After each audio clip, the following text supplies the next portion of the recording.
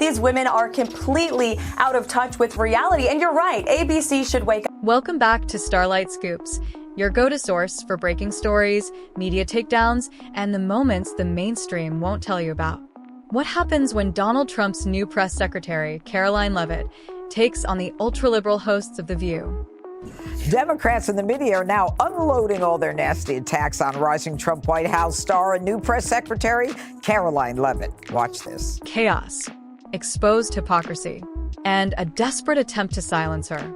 Today, we break down every fiery moment of this explosive interview, revealing what the mainstream media won't tell you. These women are completely out of touch with reality. And you're right, ABC should wake up. She's probably been put in there because, according to Donald Trump, she's a 10. You know that's what it is. We've seen this playbook before. Any conservative who dares challenge the status quo is immediately smeared, discredited, and ridiculed. But why was Leavitt such a specific threat? It wasn't just her message. It was her composure, her ability to shut down misinformation in real time, and her unwillingness to be bullied. Joy Behar calls her a 10. I mean, how dare she objectify a woman with a sexist rating system, but it's such a typical thing from a 1.5. From the moment she walked onto that stage, the tension was thick. You could see it in Joy Behar's face, the way Whoopi Goldberg forced a tight-lipped smile, the nervous shifting in their chairs. They knew they weren't dealing with a typical guest. This was a fighter. The Democrats can either get on board or they can prepare to lose another election just like they did on November 5th. Someone who wouldn't bow to their narratives or play by their rules. Before the interview even aired, the left-wing media machine was already in overdrive, attacking Karoline Leavitt with hit pieces and desperate smear campaigns. Because she said something yesterday that really pissed me off. And that was, she said, there will be no wokeness here. Oh, yeah. Let me explain something to you. Because without that wokeness, you might not have that job. They labeled her dangerous, unqualified, and Trump's latest propaganda tool. But their panic only proved one thing. They feared her ability to expose their narrative.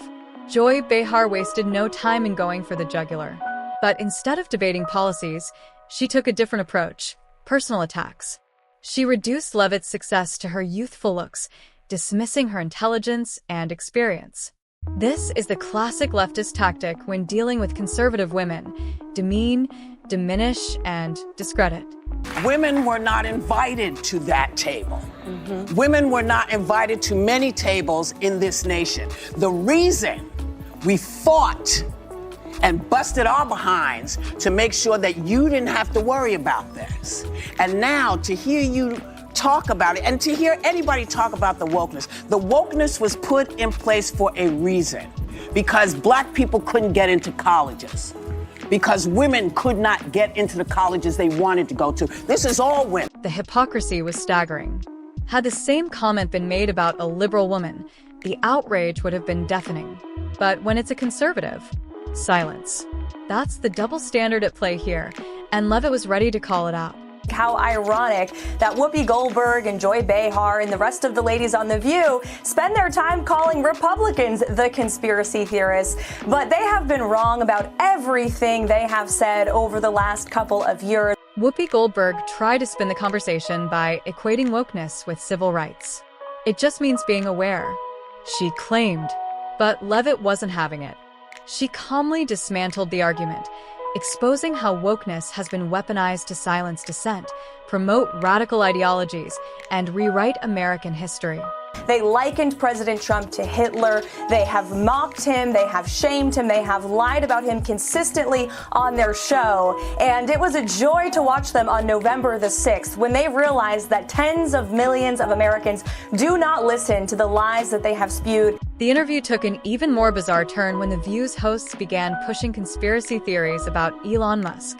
They suggested, without evidence, that he was the target of a supposed assassination plot. Leavitt immediately shut it down, exposing how The View spreads misinformation while pretending to be the gatekeepers of truth. She's wise beyond her years, and she has access to the president, which is something someone didn't have. Then came the biggest bombshell of the interview. Leavitt revealed Trump's plans to shake up the White House press room. Gone are the days of corporate media monopolizing the narrative. President doesn't surround himself by anybody smart. And Joy Behar and those guys, of course this was going to happen. This is why conservative women just have to move on, do their thing, and not worry about the criticism from folks like at The View. And we are expecting the media to be hostile. Under the new administration, independent and conservative outlets will have front row access. CNN and the New York Times, they'll have to fight for a spot just like everyone else. Desperate to regain control, the hosts pivoted to illegal immigration. They tried to corner Leavitt with emotional appeals, showing edited clips of border detentions. But she was ready.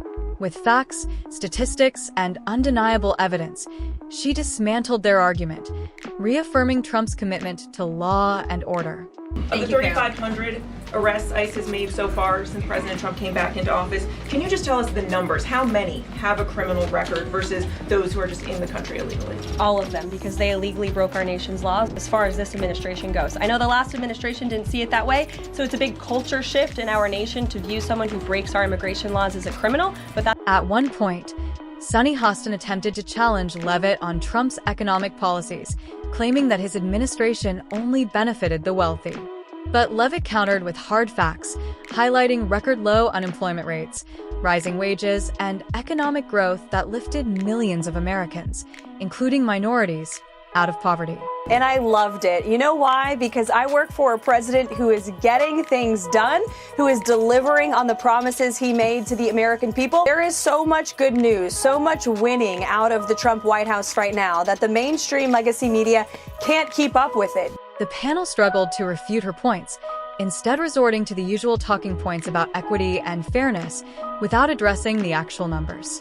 This was a turning point where the audience watching at home saw the stark contrast between facts and emotional rhetoric. Leavitt then shifted the conversation to the growing censorship of conservative voices.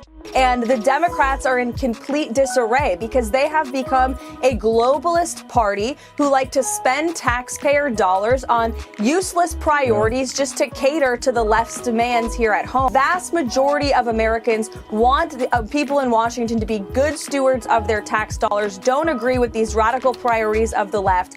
And so that's why the president is going to continue to do this. The Democrats can either get on board or they can prepare to lose another election. She called out major tech platforms and media conglomerates for their coordinated efforts to silence dissenting opinions, pointing out that many journalists today function more as activists than reporters. This struck a nerve. The View's hosts, who have openly supported censorship of so-called misinformation, scrambled to defend their position. But the damage was done. Leavitt had exposed their hypocrisy in real time, and the audience knew it. The View's panelists knew they were losing. Instead of engaging in real debate, they resorted to their last-ditch tactic, talking over Leavitt, cutting to commercial, and even mocking her credentials. But their meltdown only proved one thing: they couldn't handle the truth. As the segment continued, the hosts grew more desperate.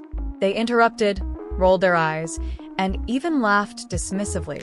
But Leavitt never flinched. She remained composed, refusing to be rattled, and that made them even more furious. At one point, Behar sarcastically asked, "Why are you even here?" Leavitt's response was immediate and powerful. "I'm here because millions of Americans are tired of being lied to," she fired back. And judging by the explosion on social media afterward, she was absolutely right. Despite their attempts to silence her, Karoline Leavitt emerged victorious. Her appearance on The View wasn't just a debate, it was a cultural moment. Millions watched as she fearlessly exposed the hypocrisy of the media elite. And with Trump's campaign gaining momentum, one thing is clear: Leavitt is a rising force in conservative politics. This isn't just about one interview. It's about a larger movement of Americans waking up to the manipulation of legacy media. People are tired of the lies, the gaslighting, and the suppression of truth. And figures like Leavitt are leading the charge to hold the media accountable. The fallout from this interview didn't just end when the cameras stopped rolling. Social media exploded with reactions. Leftist commentators tried to spin the interview as a disaster for Leavitt, but the clips told a different story. Millions of views, thousands of comments, and a wave of new support proved that people are hungry for honesty in media. Even major outlets that tried to downplay the moment couldn't ignore the buzz. The conversation had shifted. This wasn't just about one woman standing up to The View. This was about a movement pushing back against media corruption. The View's attempt to control the narrative completely backfired. Instead of humiliating Leavitt, they showcased their own weakness, their own bias, and their fear of losing control. And in the process, they gave her a massive platform to reach even more Americans who are waking up to media manipulation. So, what do you think? Did The View expose their own bias? Or did Leavitt go too far? Let us know in the comments. And don't forget to like, subscribe, and hit that notification bell for more deep dives into today's biggest stories.